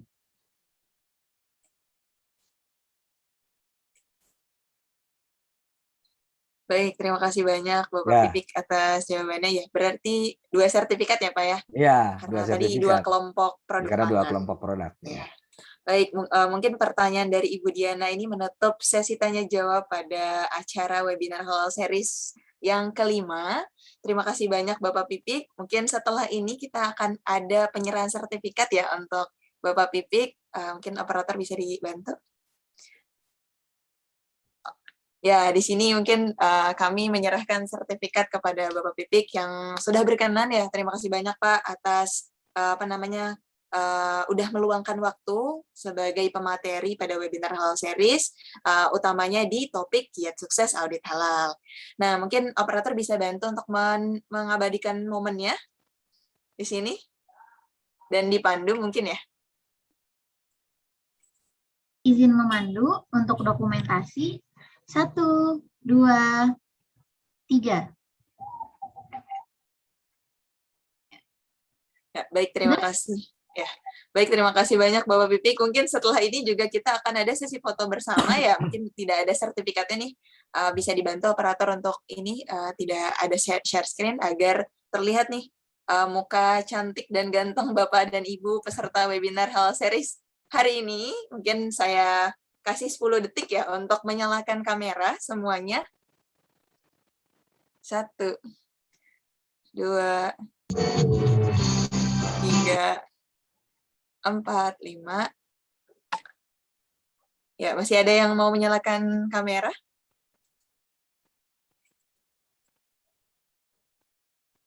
Masih ditunggu beberapa detik lagi mungkin ya.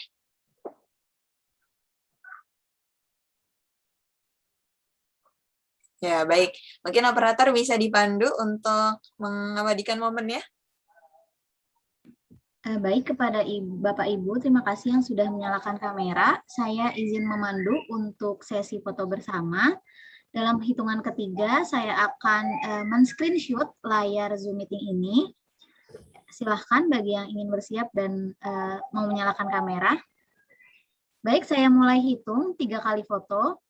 1, 2, 3. Sekali lagi, silakan bagi yang ingin on kamera. 1, 2. Sebentar. 1, 2, 3. Satu kali lagi. 1, 2, 3. Alhamdulillah, sudah. Alhamdulillah. Saya kembalikan kepada Mbak MC, Ya, silahkan. terima kasih banyak Mbak Operator ya sudah memandu pada sesi foto bersama kali ini.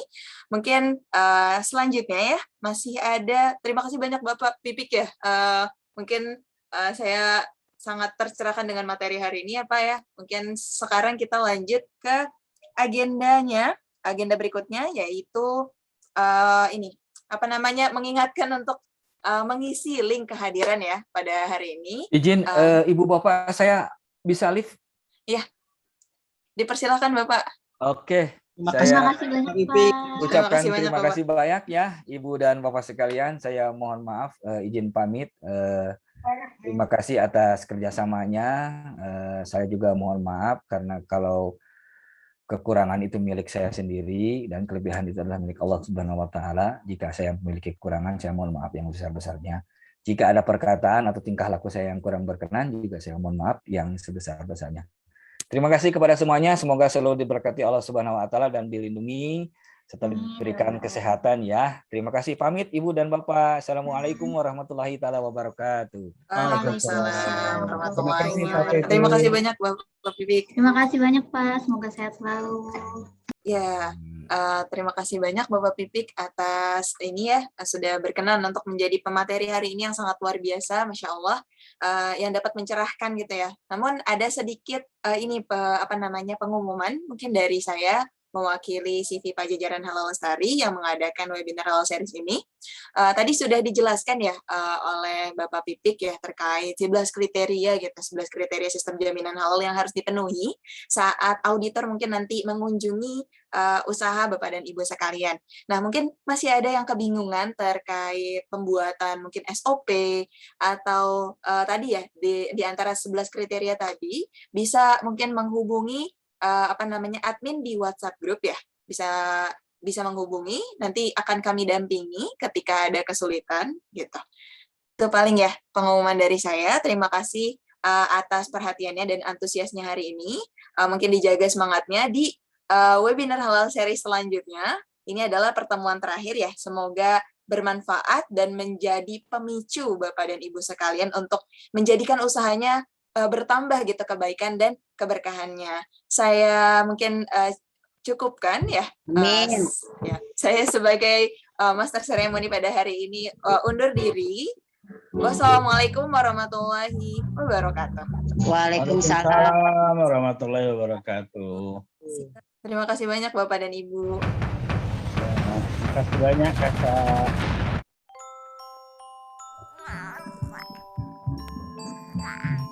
Terima kasih banyak Bapak dan Ibu. Terima kasih banyak.